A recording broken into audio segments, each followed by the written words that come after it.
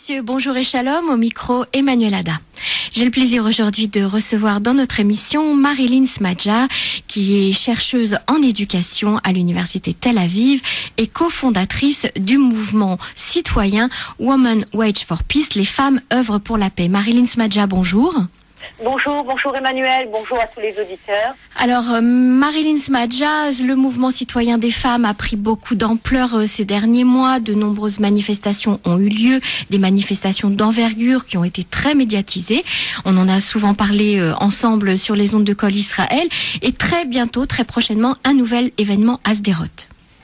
Oui, voilà, tout à fait. Alors, nous avons, comme vous le saviez, nous avions planté une tente, installé une tente pendant les 50 jours de l'été du 26 juillet à fin août, en fait. Et là, on a pris la décision avec le mouvement du fait que notre mouvement comprend des femmes de tout le pays, vraiment de tous les endroits. On a pris la décision de déplacer en fait la tente dans tout le pays et on commence de manière la plus naturelle possible justement à Sderot.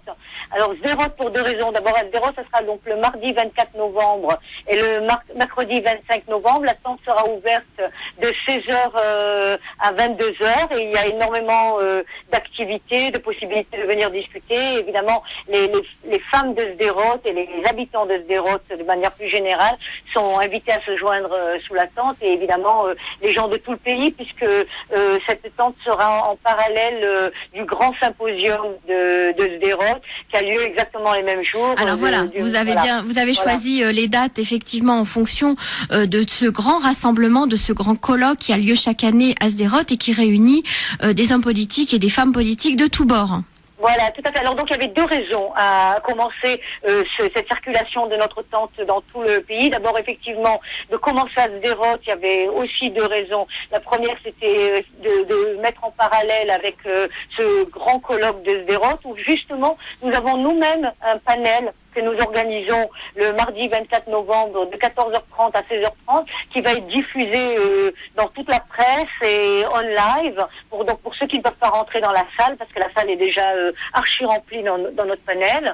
Donc il y aura évidemment donc les femmes Women Wage Peace de Nashimo Shalom qui organisent ce panel et il y a des invités évidemment sur les domaines de sécurité et possibilités d'arriver à des accords politiques et aussi le rôle des femmes évidemment dans la politique en général et surtout en ce qui concerne le conflit en Israël et le conflit dans la région. Alors est-ce que cela veut dire selon vous que les hommes et les femmes politiques aujourd'hui sont un petit peu plus ouverts et plus prêts à écouter un mouvement citoyen qui vient leur demander, qui a des revendications et qui vient peut-être aussi lui donner des conseils? Oui, donner des conseils. Enfin, disons plutôt, on essaye de diriger en fait, plus que de donner des conseils, on est dans l'action dans ce mouvement. Donc en fait, par notre exemple, on fait passer des messages qui sont fondamentalement importants et qui sont très bien reçus, en tout cas sur le plan politique, puisque comme vous le savez, notre Premier ministre Benjamin Netanyahu nous a reçus le 1er septembre et à partir de là, il a dit de manière formelle, c'est lui qui a publié la rencontre avec Women Wage Peace en disant qu'il était d'accord à retourner à la table des négociations avec Mahmoud Abbas, où que soit Mahmoud Abbas, y compris à Ramallah, qu'il était d'accord que ce retour à la table des négociations se fasse sans condition. Et il nous a dit aussi qu'il était évidemment pour la solution de deux États pour deux peuples. Alors mais justement, depuis cette rencontre a eu lieu en Israël une vague de séries d'attentats terribles. Est-ce que vous avez le sentiment que ça a peut-être fait changer un petit peu et l'opinion et le point de vue du Premier ministre? Alors je pense qu'il faut faire la différence entre l'opinion publique qui est tout à fait légitime, où nous-mêmes, en tant qu'Israéliennes et Israéliens, nous sommes évidemment d'abord contre le terrorisme de manière très claire. Il faut absolument combattre le terrorisme et le combattre par tous les moyens possibles, sans aucune concession. Là, il n'y a aucune concession à faire au terrorisme. On le voit encore plus aujourd'hui. Moi, je suis franco-israélienne avec ce qui se passe à Paris. Et il est évident que le combat contre le terrorisme n'est pas qu'un combat israélien, doit être un combat vraiment mondial, et en tout cas de tous les pays et tous les partis, et même les musulmans qui sont musulmans modérés sont les premières victimes de Daesh. Donc c'est vraiment un combat très très général. Ça c'est la première chose. Je pense que en tant que citoyen, il est évident qu'on se radicalise de manière, on se radicalise plus de manière naturelle. Oui, c'est légitime. Quand on a peur, on ferme sa porte. Voilà, tout à fait. Moi, je pense que c'est tout à fait normal. Donc ça, c'est les citoyens, et c'est normal. Et moi, on fait partie aussi de ces citoyens, évidemment. Donc on comprend tout à fait. On discute des peurs, on discute de l'existentiel. Il y a énormément de discussions, encore plus qu'avant au mouvement, justement à cause de la situation. Donc ça, c'est au niveau citoyen. Au niveau politique, la réflexion se fait complètement différemment, puisque nos politiciens sont censés avoir du recul par rapport à la situation et trouver des solutions qui sont pas seulement des solutions à court terme, mais des solutions sur le long terme. Et là, je pense que si Benjamin Netanyahou à Londres, une semaine après avoir rencontré Women Watch Peace, a répété ce qu'il nous avait dit, donc mot à mot, après il a répété à l'ONU, et puis récemment, la semaine dernière, on était en pleine vague d'attentats, on était après un mois de vague d'attentats, a répété exactement le même discours. Alors il y a deux possibilités d'interpréter la chose. Soit vraiment, effectivement, il y a une volonté, malgré la difficulté, d'arriver aussi, entre autres, à une solution politique et diplomatique, tout en, évidemment, non seulement maintenant une haute sécurité sur Israël, mais en comprenant que seuls ces accords politiques pourront, sur le long terme, nous assurer la sécurité. Ça, c'est le premier point. Sinon, on peut dire qu'on a affaire, effectivement, à des politiciens, et notre Premier ministre, même s'il nous représente tous, est un politicien, représente peut-être une certaine partie seulement de la population, et donc finalement joue le jeu politique de dire d'un côté ce qu'il a à dire, et de l'autre côté nous donnons du crédit à notre Premier ministre, puisque nous sommes des femmes de droite, de centre et de gauche, et ce que nous demandons en fait, c'est après nous avoir rencontrés et après avoir dit dans différents endroits dans le monde, avoir répété le même message, c'est qu'ils mettent en pratique ce message, parce que en fait, en fin de compte, on s'aperçoit aussi, au vu des événements aujourd'hui à Paris et dans le monde, on s'aperçoit que la seule solution, à part évidemment, comme je l'ai dit, de combattre le terrorisme, et en plus de mettre en place des nouvelles alliances. Donc déjà de renforcer les anciennes alliances et de mettre en place les nouvelles alliances. Or, c'est ce qui se passe. Par exemple, si on voit les attentats de Paris, et si je regarde la Ligue arabe, les pays de la Ligue arabe qui veulent tous la normalisation avec l'État d'Israël, tous ont condamné les attentats à Paris. Ce qui est demandé à Israël, c'est évidemment une négociation afin que les Palestiniens aient aussi un pays évidemment qui ne sera pas militarisé, un pays qui sera en forme de gruyère, mais bon, c'est la situation qui l'exige. Voilà, ça c'est pour revenir au message très fort de Women Watch Peace. Je crois qu'aujourd'hui, ces messages-là, non seulement sont restés depuis un an en continuité, mais je crois que justement la situation géopolitique et mondiale nous montre combien nous avons raison. Et c'est pour ça que beaucoup de politiciens nous entendent de plus en plus alors que la situation, voilà, en Israël, et dans le monde d'ailleurs, parce que j'ai parlé avec plusieurs ambassadeurs ces derniers jours, et le discours est très Alors, le panel justement qui sera organisé à Sderot lors de ce symposium très important, qui est le symposium de Sderot, vous serez face à de nombreuses personnalités politiques de tous bords. Hein. Quels seront les sujets qui seront abordés, et comment allez-vous les interpeller? Alors, d'abord, donc, comme je vous ai dit, il y a deux événements qui sont très très importants. Hein. Il y a la tente à Sderot, qui est tout aussi importante que le panel au symposium de Sderot, parce que comme on travaille sur deux sujets, on fait partie, on est des citoyennes, donc on fait partie déjà du mouvement citoyen, et on s'adresse aux citoyens en Israël, et on s'adresse effectivement aussi à des politiciens, des chercheurs, etc.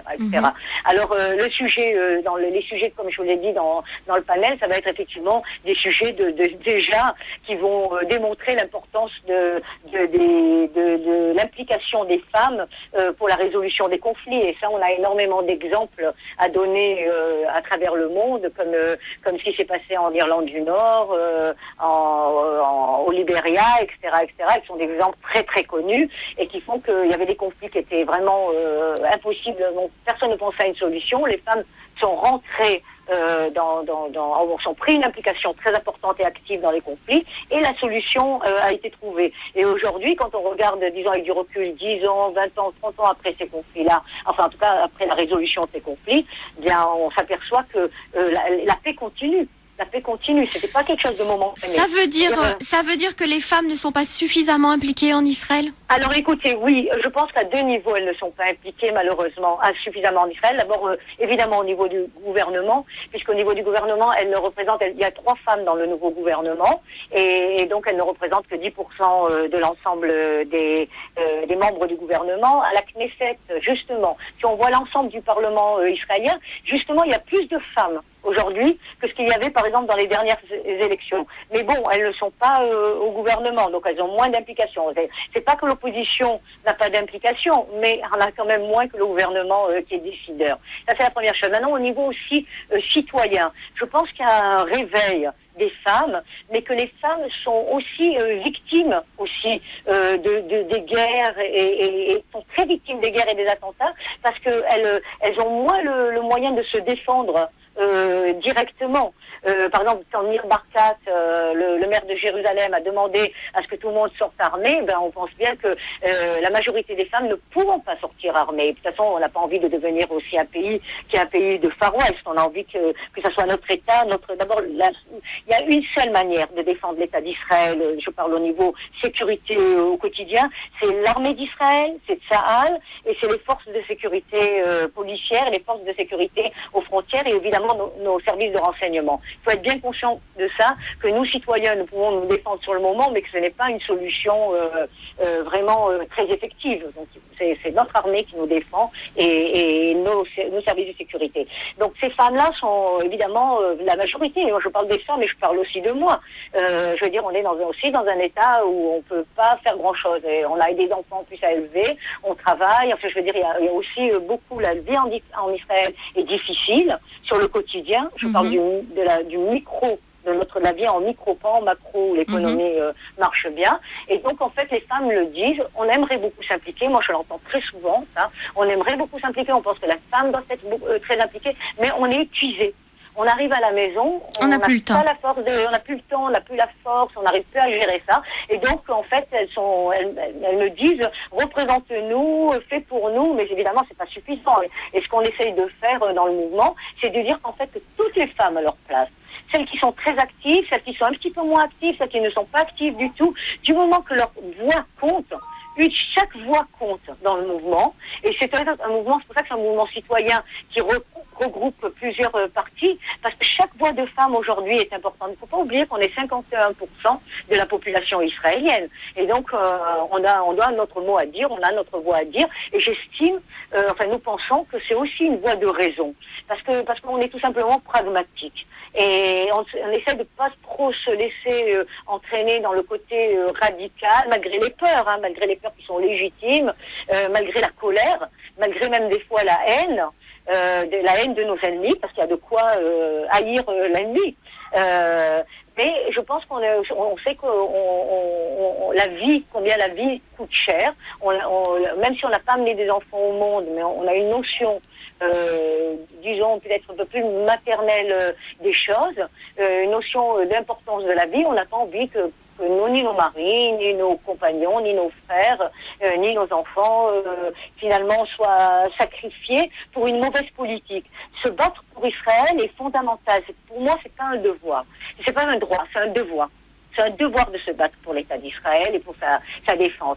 Mais si notre danger est dû aussi à une mauvaise politique, une mauvaise évaluation et analyse de la situation, là, nous disons halte là, et c'est comme ça que nous avons justement un dialogue direct avec les politiciens. Directement, avec notre Premier ministre directement, avec ceux qui seront ses conseillers dans le sujet, et évidemment avec tous les membres de la Knesset, quels qu'ils soient. Pour faire écouter la voix des femmes et surtout pour faire écouter la voix d'un mouvement citoyen, et c'est très important. Marilyn Smadja, je vous remercie beaucoup pour ces informations. C'est moi qui vous remercie. Je souhaite vraiment pour nous tous des jours plus faciles à vivre, autant en France qu'en Israël et de par le monde. Merci beaucoup.